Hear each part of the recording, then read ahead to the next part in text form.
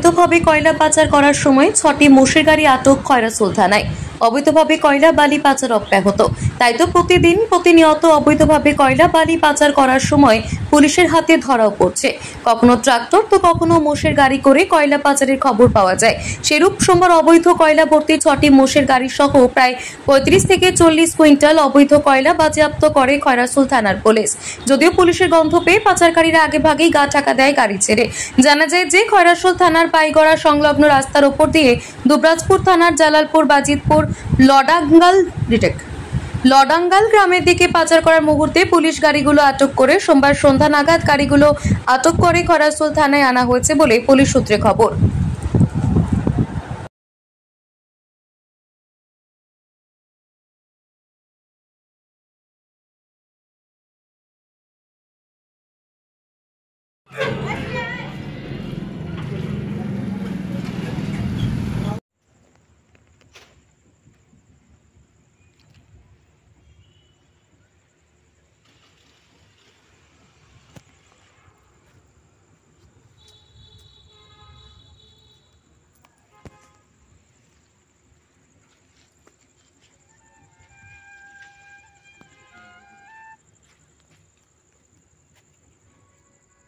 বিদ্যা, ব্যবসা, চাকরি, জটক বিচার, বিবাহ, পারিবারিক অশান্তি, সন্তান লাভ, বাস্তু সমস্যা, আরো যে কোনো সমস্যার সমাধানের একমাত্র সেরা ঠিকানা জ্যোতিষী প্রসাদ রায়।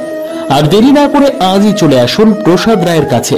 আমাদের ঠিকানা 5A/23 SEPCO township, B zone, Durgapur, 713205। Phone number 7407250555, 9064620441, 8967696309।